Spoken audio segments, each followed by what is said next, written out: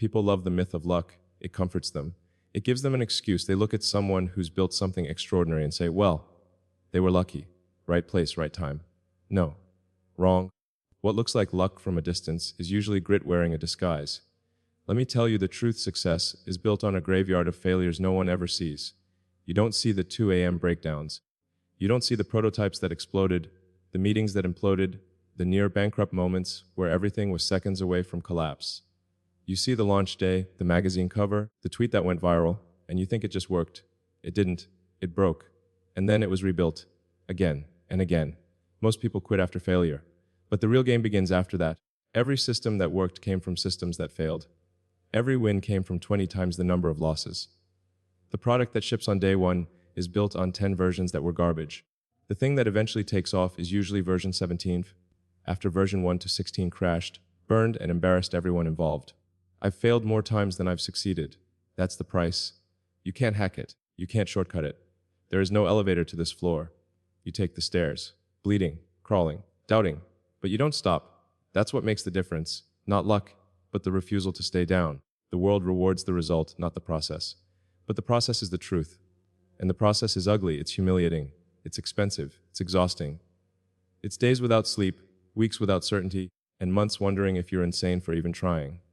You want to know how to build something that lasts? You learn to fail fast, fail forward, and never let failure define you. You build thick skin, because rejection isn't the end, it's just another step in the process.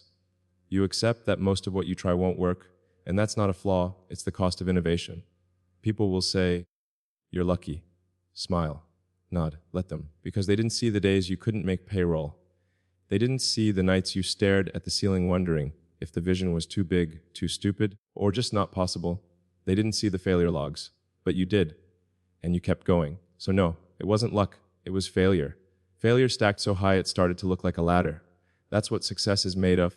Let me know if you'd like this turned into a keynote slide, voiceover, or visual clip. People romanticize courage. They think it means fearlessness.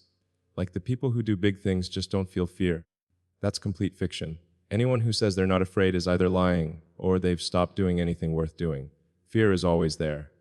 Always, it shows up right before the big decisions. Right before launch. Right before you risk everything. It whispers all the worst-case scenarios in your ear. This might not work. You could lose everything. People will laugh. Investors will leave. Your name will be a punchline. That voice never goes away. And here's the truth most people don't want to hear. It's not supposed to. If you're doing something that doesn't scare you, you're not pushing hard enough. You're not stretching reality. You're repeating it. That's not growth. That's maintenance. You know what real courage is? It's getting up while still afraid. It's walking into the meeting knowing the data is shaky but the vision is real. It's committing resources when the odds are against you. It's hitting go on a launch where the failure rate is non-zero and the critics are already sharpening their knives. That's courage, not because you feel brave, but because you act despite not feeling brave at all. You think courage feels like adrenaline and confidence. No. Most of the time it feels like nausea, like chest tightness, like silence before a storm. And yet, you move, you speak, you launch, you commit, you lead. That's what separates those who build the future from those who just watch it happen. Here's what nobody tells you: fear is information. It's a signal that you're at the edge of something meaningful, that this matters, that this isn't routine. And instead of running from it, you lean into it. You let it sharpen your focus, not shake your resolve. You let it raise your standards, not lower your ambition. The world rewards those who act while others hesitate.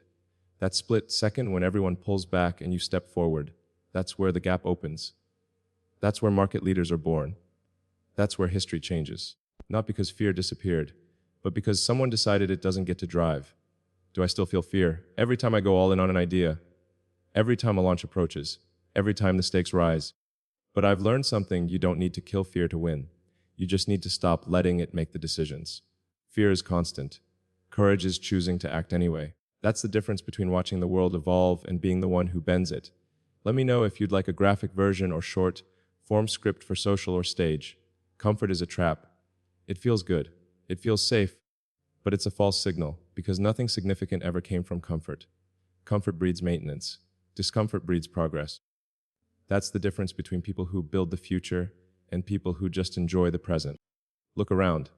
Every breakthrough, every leap in engineering, science, space, energy, AI, It didn't come from people sitting in ergonomic chairs, sipping lats, waiting for perfect conditions. It came from pressure, from pain, from people who were uncomfortable with the way things were, and even more uncomfortable with staying the same. Discomfort is the birthplace of solutions. That's what most people don't get.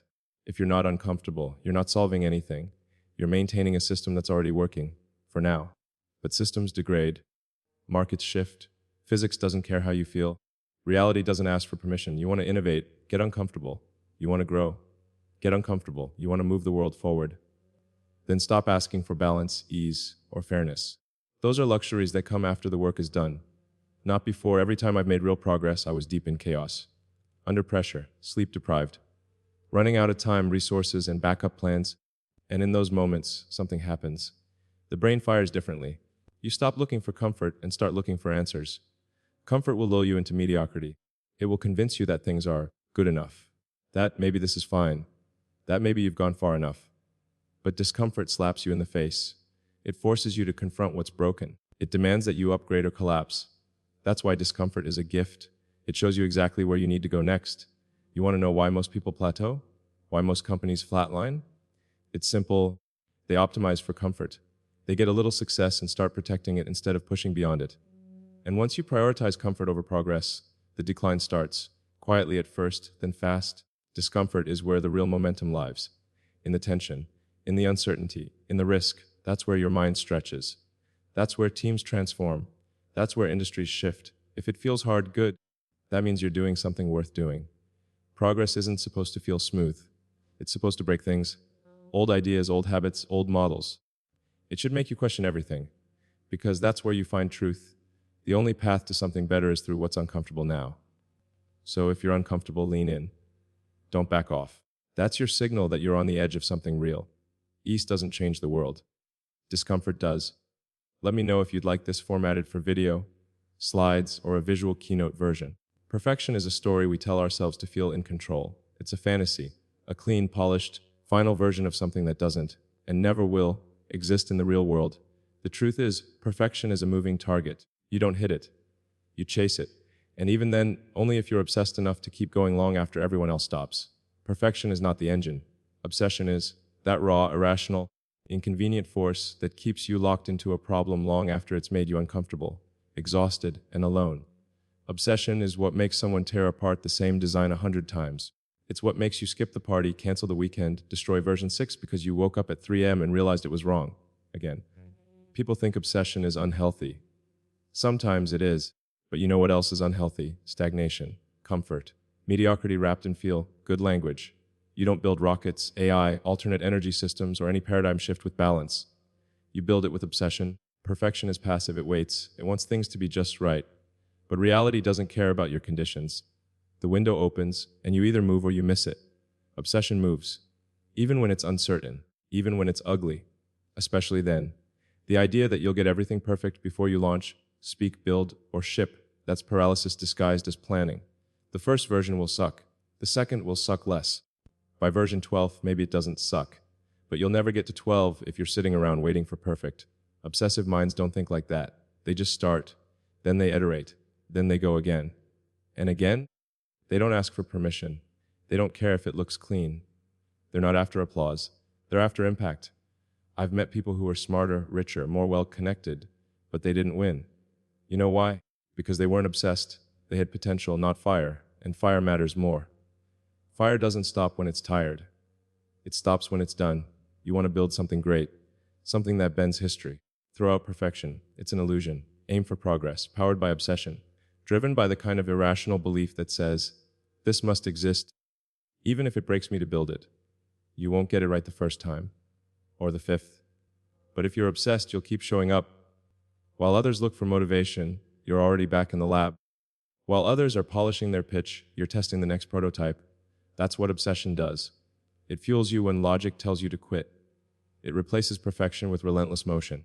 That's how the impossible gets done, not by waiting for perfect, but by being so obsessed you refuse to settle for anything less than progress. Let me know if you want this turned into a quote graphic series or keynote format. People want greatness, but they don't want the cost. They want impact without pain, legacy without loss, scale without sacrifice. It doesn't work like that. The price of building something great is always sacrifice.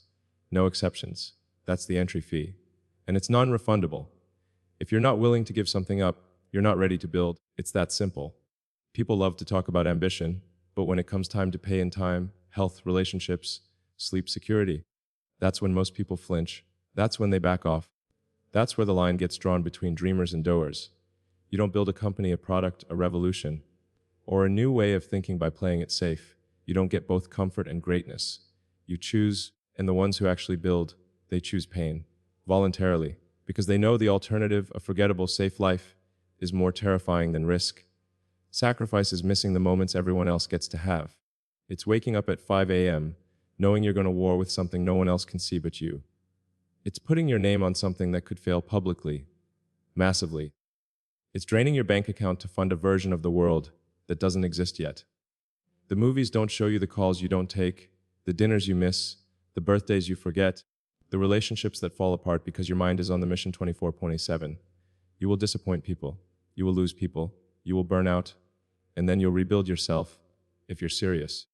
You have to ask yourself, what are you willing to give up to build something that matters? If the answer is nothing, then don't expect to build anything worth remembering. Because while you're sleeping, someone else is working.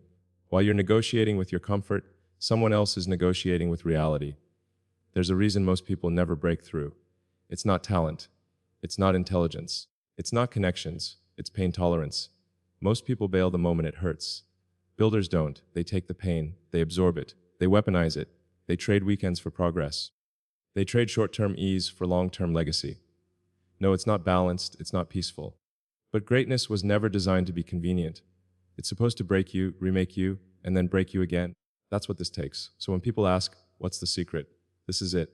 Sacrifice, that's the toll gate. That's the buy-in, not inspiration, not talent. Sacrifice, that's what separates those who wish for a better world from the few who actually build one.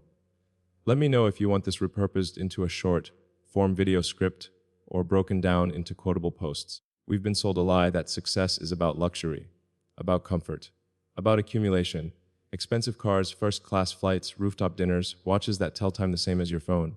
But here's the truth. Luxury is empty without purpose. And purpose, that's what actually moves the needle. You can have everything the world says matters, wealth, attention, status, and still feel nothing. You can live in a mansion and feel stuck. You can sit in a private jet and feel lost. Because luxury might impress people, but it won't fulfill you. Not for long. Purpose does that. Purpose makes pain meaningful. Purpose makes sacrifice worth it. Purpose turns long nights, impossible deadlines, and massive failure into fuel instead of defeat.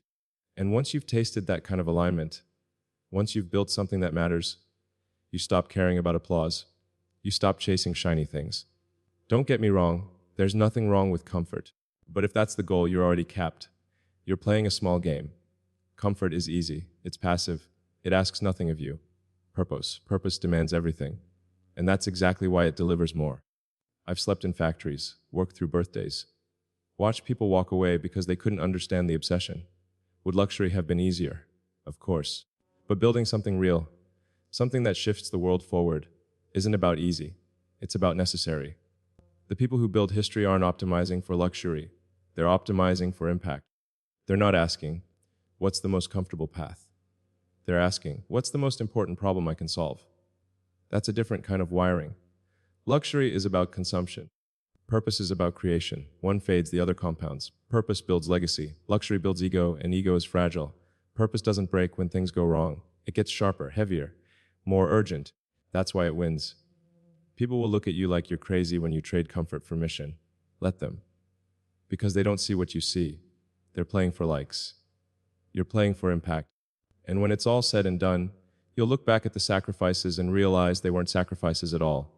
They were trade-offs, smart ones. Every time I've had to choose between luxury and purpose, I picked purpose. Not because I'm a masochist, because I'm addicted to building, obsessed with solving, because I know deep down, no amount of luxury will ever replace the fire that comes from doing what you're here to do. So if you're chasing something big, keep going. Don't get distracted by surface-level rewards. They're temporary. Purpose is permanent. Purpose is the real luxury. It just doesn't come gift-wrapped. Let me know if you want this shaped into a social caption series or transformed into a dramatic voiceover script.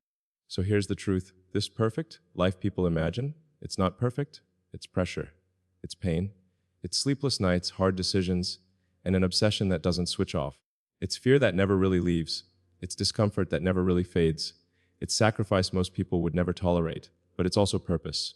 Real, raw, unshakable purpose. And that outweighs everything. That's the fuel. That's the reason I wake up, show up, and keep building even when it breaks me. If you're chasing perfection, stop to chase meaning. Chase progress. Chase the kind of work that keeps you up at night, not because you're afraid, but because you care that much. You want a life that looks perfect? Go follow the script. But if you want a life that means something, prepare to trade comfort for commitment, fear for action, and luxury for purpose. Because the truth is, this life may not be perfect on the surface, but it's real, it's earned, and it's mine. And I choose that over perfect every single time.